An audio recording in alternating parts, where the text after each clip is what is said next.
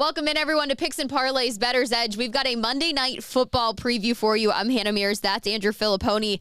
We're headed to New York, Chargers, and the Jets for Monday Night Football. Chargers are a 3-point favorite, total sitting around 41.5.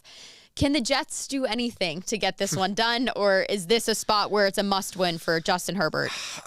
Who would have thought when Aaron Rodgers went down that the Jets would come into this matchup against the Chargers at the halfway point of the season with a better record? But here we are. They were gifted that game by the Giants last week, and maybe because of that, this line is lower than it should be. I like the Chargers, and hey, every time you bet the Chargers, especially as a favorite, you have to suck it up and grin and bear it. And I've been a big supporter of the Jets in home games this year where they have been a big underdog, but this is now flipped. I mean, the line, it's a field goal game.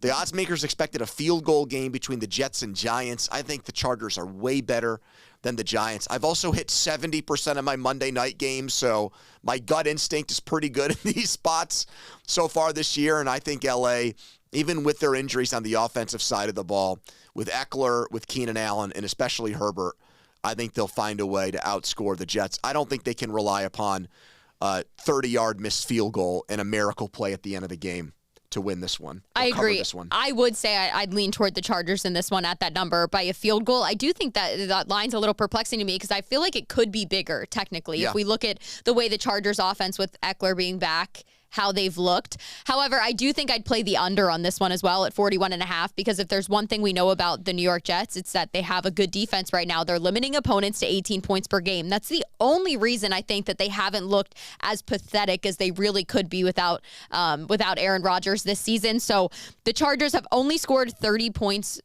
twice so far this season. I think against the Jets team, I do think the Chargers squeak it out, but I don't see this one being super high scoring, especially when it comes to the Jets side. So all the points I am anticipating coming from the Chargers. I'll play the under 41.5 in this one.